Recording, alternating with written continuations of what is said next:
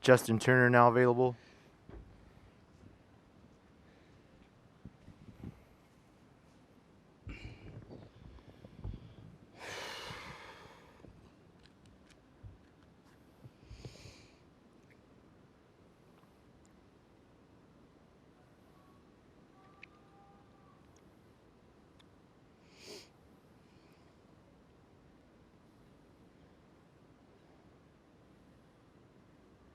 First question's from Alana. Go ahead.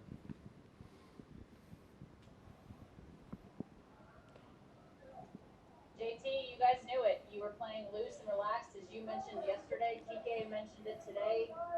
How exciting is this to be able to force a game 7 going off of the arm of Walker Buehler, Kenley getting the job done, and obviously some great defensive plays as well? Yeah, just a great ball game. Walker obviously set the tone early and came out, was electric. Seager again, gets the offense going and ended up getting 3 in the first, and that was all Walker needed, and then the bullpen did another outstanding job. Back-to-back home runs there between Seager and then yourself there against Max Fried, a guy that you obviously have a lot of respect for, but just saw in game 1 of this series. How much more effective were you guys, in your opinion, against his slider and his curve today in particular? Well, I mean, Seager hit the homer on a curveball in the first inning, but after the first, he settled in and really went to the slider and the curveball and threw a lot of off-speed pitches and did a pretty good job of keeping us on the ground. So if we're nitpicking, maybe we do a little bit better job of adjusting in the middle of the game and trying to hit some of those breaking balls the other way instead of pull side ground balls. But we did what we had to do to force a game 7. For Walker Buehler to be able to get out of a bases loaded jam with nobody out, how much of a growth is that for him in terms of just the development that you've seen before your eyes and just continuing to cement him as a big game pitcher? Yeah, it's unbelievable. You just watch his demeanor there with the bases loaded, and he gets the first strikeout and calm and collected, gets the second strikeout calm and collected, and then ends up getting out of it. And then you see the emotion come out of him after the fact, where I think a lot of guys probably get emotional and ride that roller coaster after the first strikeout, and then maybe lose focus on that next hitter. His mound presence is just unbelievable, and he just continues to pitch big game after big game for us. How proud are you of this team, Justin? Very proud, but we're not done. We still got a lot to accomplish. We got a big one tomorrow. We're gonna get prepared to come in and fight for every pitch and find a way to win a ball game. Next question is from Jack Harris. Go ahead. Justin, just how much have you enjoyed seeing Kenley bounce back these last 2 games? Yeah, obviously, if we want to get to where we want to be at and holding that trophy at the end of the year, we're going to need him. He's going to be a big part of it. So just 2 huge outings, not only for us, but for him personally. And you can just see the confidence he has on the mound, attacking guys. And, that's the Kenley Jansen and all of us in there we know and love. I got time for one more. Go ahead, Jim. Yeah, Justin, how much does belief enter into this? I mean, you're down 3-1, and yet from all I've heard, the vibe in the clubhouse yesterday was great. The vibe in the clubhouse today was great. And, guys knew that you had it in you. How important is that in getting this done to this point? Well, yeah. I mean, I think if you don't believe in yourselves, you're not giving yourself a very good chance. But we have a confident group. Everyone, from one guy to the next, all the way down the line, we trust each other. We know we're going to go out there and do what we got to do to win ball games, and whether that's swinging the bat or on the mound or defensively. Jock with the play in the 9th, Mookie with the play at the wall. You just see it inning after inning, guys, taking pride and contributing and helping the team win games in all facets of the game. And that's something I think we're all very proud of. Thanks, JT.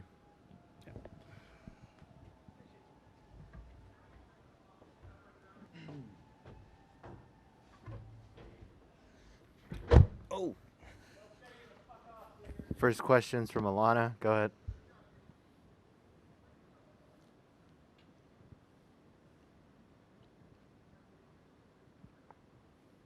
Go ahead, Alana.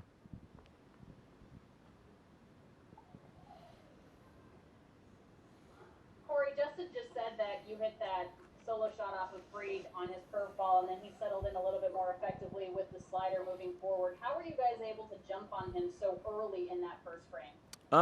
He kept us off balance all night with that the last time we faced him. So, we figured we'd see it early and we'd try and attack it. Fortunately enough for us, he kind of left some balls up and we put some good swings on it. But, he's a tough guy to face, and you obviously see that in the later parts of the innings as he just bared down and we grinded through everything. Your home runs and your RBIs is a postseason record for the NLCS. And I know you don't like to talk individually about your numbers, but how appreciative are you that you're able to be healthy and contribute to your team when it matters the most? Yeah, that's all it's about, is helping your team win, doing what you can to help your team win. And, whether it's moving a runner, whether it's in a home run, whether it's making a defensive play, whether it's being the spark in the dugout, anything can help this team get going, you're more than welcome to do. You're able to record the final out for Buehler when he had bases loaded and nobody out in that inning. How nerve-wracking is that in that moment, and how big of a moment was that for you guys? Yeah, it was huge. It kind of set the table for Walker.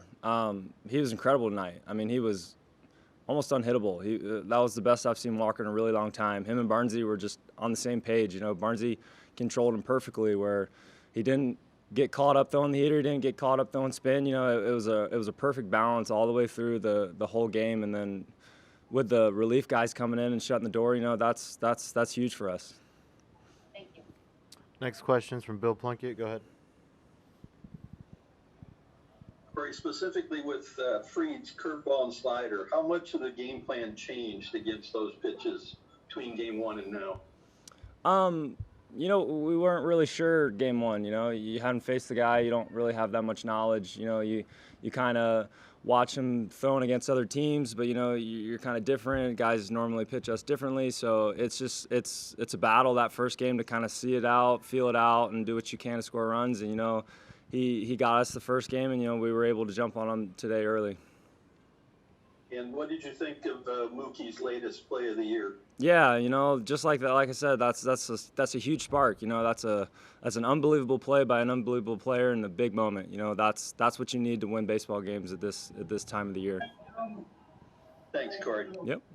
Next question's from Jorge Castillo. Go ahead. Corey, you just talked about seeing Freed a second time. Tomorrow you will see another guy for the second time, Anderson. Is it the same type of thing you guys just had gathered intel and feel a little more confident going into it? Yeah, we never faced him before, so you don't know what to expect, and he was good. You tip your cap to him in the second game, so hopefully tomorrow we can do the same thing, come out and try and battle and grind and score a couple runs off him. How much do you think just having this 7 game in 7 days has helped you guys? Yeah, tremendously. We have a lot of depth on this team. Starting pitching, bullpen, position players, off the bench. It's definitely a benefit for us to have something like this. We've got 4, 5, 6 starters. We can run out there, we can throw them in the bullpen and get length out of the bullpen. It's been huge for us. Thank you. Next question's from Dylan Hernandez. Go ahead. Corey, what you had to do, what you had to go through the last 2 years, not just with the surgery, but also just kind of getting back on your feet and stuff, getting back used to things last year. Just how appreciative are you that you're healthy enough to be able to perform the way you are right now? Yeah, obviously it's I don't know if it's the word stress relief, but just able to contribute, able to feel like you contribute, able to go out there and perform the way you want to perform. But at the end of the day, the personal stats don't matter if you lose the last game. So tomorrow's all about coming out and winning a baseball game. And how is it coming to the ballpark every day? Are you more excited coming to the park when you're every day when you're in the kind of offensive rhythm that you are right now? And this time of year, you're excited to come every day. Any day you can get an extra day in the postseason's awesome. That means you're winning games. That means you're moving on. So right now it's just the fun part of the year, and we're excited every day we show up. Thank you. Next question's from Rowan Kavner. Go ahead. Hey, Corey, with Walker on the mound, can you tell a difference with him from his demeanor, whether there's a guy on or the bases loaded and nobody on? Do you see anything different in any of those situations with him?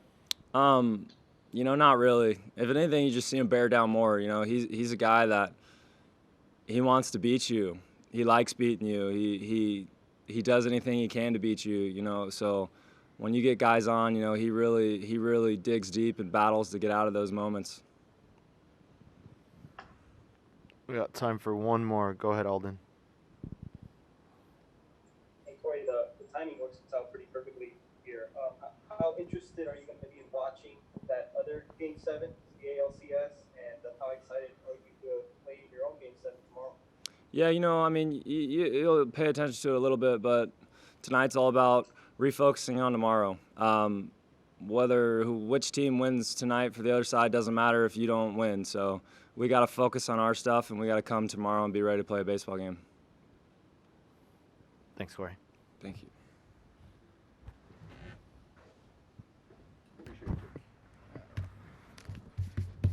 Kid's messing it all up for you. Thank you. Dave Roberts now available. First question's from Alana Rizzo. Go ahead.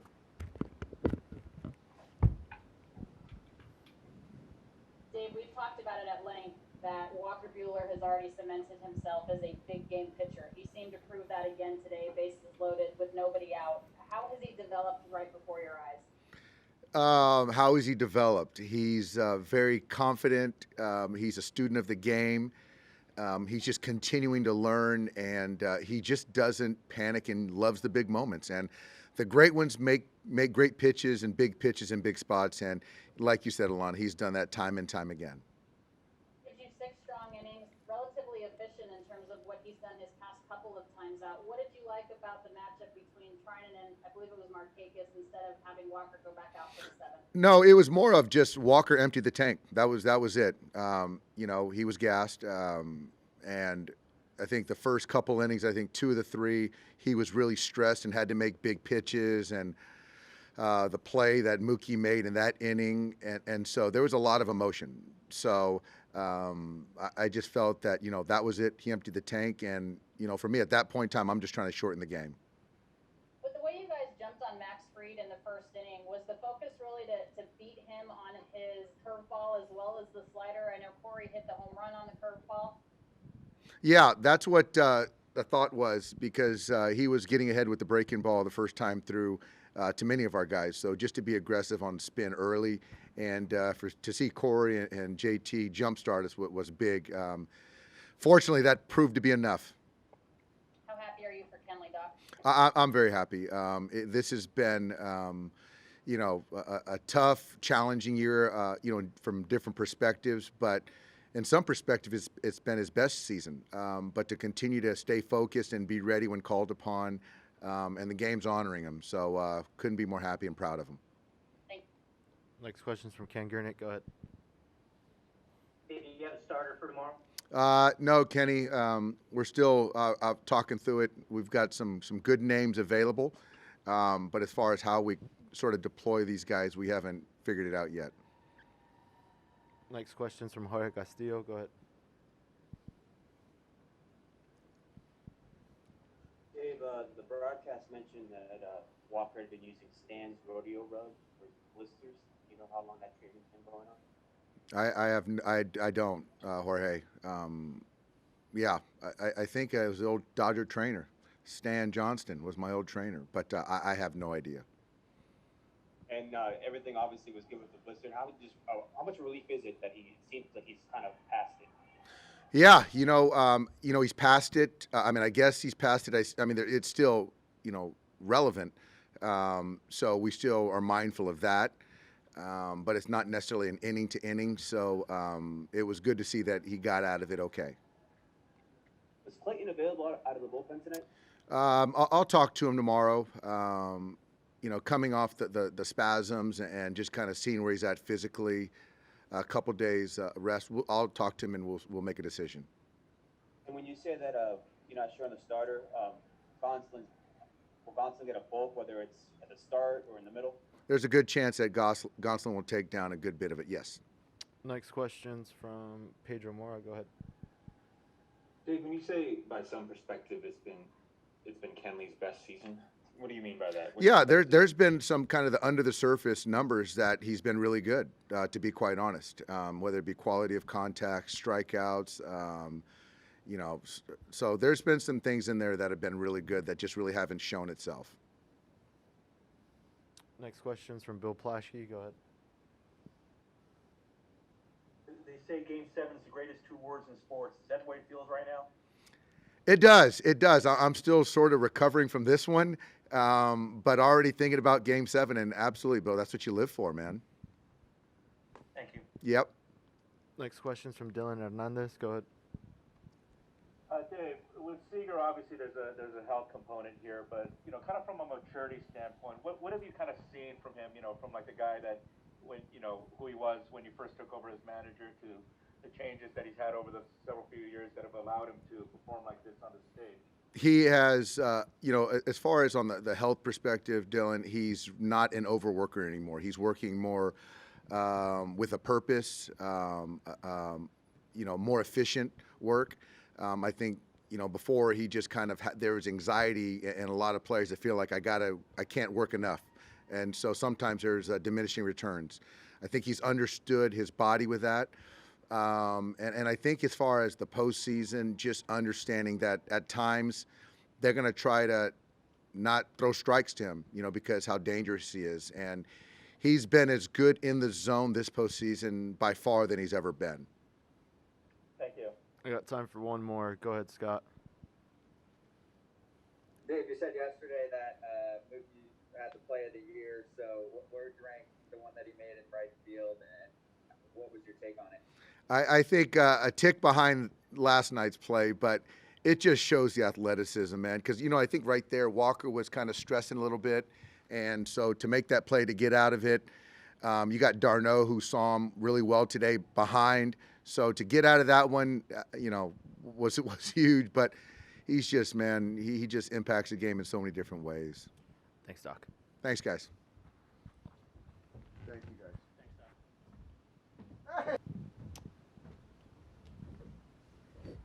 Oh, God. First question's from Alana Rizzo. Go ahead. Walker, what's the balance between adrenaline and focus in a situation that you're in with bases loaded and nobody out there to finally get out of that without any damage? It's hard. You want to use the adrenaline, right? In these big games and big spots like that, you want to use it, and sometimes that can kind of spin you out a little bit, even if you feel like you're embracing it. So, to be honest with you, man, this sounds very odd. I've never felt that calm in a baseball game, maybe in my career, especially in a spot like that. But Barnes steered me through it, and that's all there really is to it. But yeah, we made the pitches we needed to and got out of it. But the way he was able to guide me through that inning was about as good as I've ever seen. Interesting that you say that, Walk, because Justin Turner just said after you got the first out against Riley and then the second out against Markakis, that there was just a calmness about you. What exactly was it that Austin was doing so effectively to bring that calmness to that huge situation? So, in any situation like that, and even the first hitter of the game or whatever, you have all these game plans and things that you want to do or want to try and do, and at the end of the day, I think Barnes has the best view of the baseball and what it's doing out of my hand of anyone on the field, and him and Will, I'm gonna trust what they see and what they want to do more than my guess. You know what I mean? So. I liked where we were at. I've failed in those moments. I can handle that failure. I've been through it and I've been good after it. That failure doesn't really scare me anymore. Obviously, you don't want to fail, but there's a different feeling when you're not scared of that failure, I think. How long did it take you to get to the point, Walker, where you could trust and relinquish control and trust your catcher? I mean, to be honest with you, my rookie year, I didn't scout one time, so I don't think that's ever been a difficult thing for me to trust what a guy sees, trust what a guy knows, what he believes when he's back there. And, I do some scouting. I look at some things, but at the end of the day, they're the ones that are going to be able to tell you what's working and what's not. Finally, for me, Walker, you had said last time that your goal was to not walk anybody or not walk as many, and to get deeper into the ball game. How do you feel that you've accomplished that today? Obviously, with no walks and giving 6 really strong. We said we were going to be aggressive, and I think we were, and I think you just happen to make a good pitch at the right time, and it kind of can gloss over some stuff. So, there's always going to be room to improve, but today I definitely think it was a step forward for me in terms of the way that I kept the ball in the strike zone and made pitches when I had to. Next question is from Jorge Castillo. Go ahead. Rafa, you mentioned Austin steering you there. Before Pache went up there, I think he came out to you and talked. What was that about? Was that just maybe throw more spin to Pache? No, we've been over all that stuff. There's some, just give me a breather, make sure we're on the same page, signs, and obviously it's a big spot in the ball game, especially when our offense has done what they did in the first inning, and you just kind of want to, if not eliminate anything, at least minimize them, and didn't want to give up a run on a cross-up or something silly like that. And with your blisters, Dave just mentioned it's not exactly behind you, but they're better. Have you just mastered how to deal with them, to pitch with them, or are they just that much better right now? Not me. Possum's been in there figuring it all out, so not on me. We have a good plan and a great team. We have a great team on the field, off the field, and they've figured it out. Next question is from Bill Plunkett. Go ahead. Bases loaded in the second inning. Walker, did you flash back to your first postseason start? No, I don't think you think about it, but I think it obviously plays a role. I think we've kind of talked about that. Those failures teach you things, and at the end of the day, it's all about your heartbeat, man. And I think that the more times you go through things like that, your heartbeat kind of changes and can slow down. And, I don't know. I feel like my breathing was good. I know it sounds weird. I know it sounds cliche, but my breathing was good, and I felt calm. What did you think when Ozuna hit that fly ball to right field? I'm glad we had a right fielder out there, especially a special one like Mookie Betts. And the miracle blister cure, are you using that Stan's rodeo rub? I may or may not be, Bill. Next question is from Alden Gonzalez. Go ahead. Hey, Walker, you might have answered this somewhat with just trusting your catcher's sign, but I think that was the best fastball hitting team in baseball this year. What gave you the confidence to go almost exclusively fastballs with bases loaded and run out in that second inning? That's my best pitch. I don't know what else to say besides that. Teams do what they do over courses of years. I do what I do over the course of years. At the end of the day, that's my best pitch, and in a spot like that, I was lucky to put them in the right spot. Next question is from Dylan Hernandez. Go ahead. Sorry, I just had my hand up. Go ahead, Kerry. Walker, how critical was it for you to kind of go out there with a lead, with your teammates giving you a lead in that first inning? That's as big a deal as anything in this game. I think especially in big games like this, if you can go out, have a clean first, try and create some sort of momentum. Obviously, I didn't swing the bat, but you want to try and set a tone. And I think that first inning was quick, and guys got in, and then they kind of do what they do. And to walk back out there in the second inning with a 3-0 lead is a big deal for us. And when's the last time that you remember having the stuff and the command kind of on par with each other like this? There was some stuff in there that I didn't like tonight. I don't know if my curveball was particularly good. My slider wasn't particularly good. So I think that moves us back to what Barnes was able to do and get me in the right spots to throw what I was able to throw well tonight. Next question's from Andy McCullough. Go ahead. Hey, Walker, does 6 innings in a postseason game like this feel more like sort of exhausting than 6 in a regular season game? Dave was saying you kind of emptied the tank, which is why he went to the bullpen. Yeah, I had to. I had to in the second inning. I had to in the fourth inning, I think it was. And, every pitch is just a little bit bigger, and they add up. Obviously, we have a great bullpen.